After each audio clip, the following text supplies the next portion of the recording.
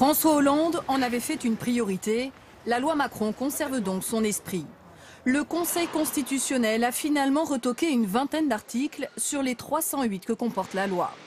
Parmi les principales dispositions censurées, la réforme des prud'hommes qui limitait les indemnités de licenciement, retoquer aussi l'enfouissement des déchets et la publicité pour le vin.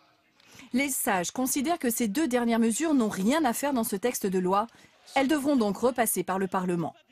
Ce matin, Manuel Valls, sur son compte Twitter, se félicite de la décision du Conseil constitutionnel, les principales dispositions ayant été validées.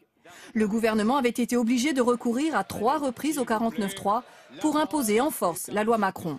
La droite n'est pas étonnée par ces quelques censures. Elle a toujours dénoncé la longueur du texte.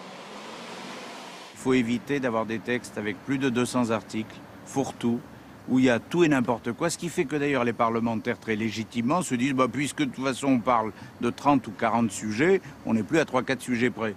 Quant aux écologistes et aux antinucléaires, ils ont obtenu un répit. Le projet d'enfouissement des déchets radioactifs à grande profondeur est pour le moment suspendu. L'enfouissement des déchets radioactifs n'est pas une solution. En fait, ce n'est pas faire face à la solution, c'est vraiment enfouir, cacher le problème, plutôt que d'essayer de trouver de vraies solutions. En revanche, le travail du dimanche qui avait fait polémique est validé par les sages. Les décrets d'application devraient être pris à l'automne.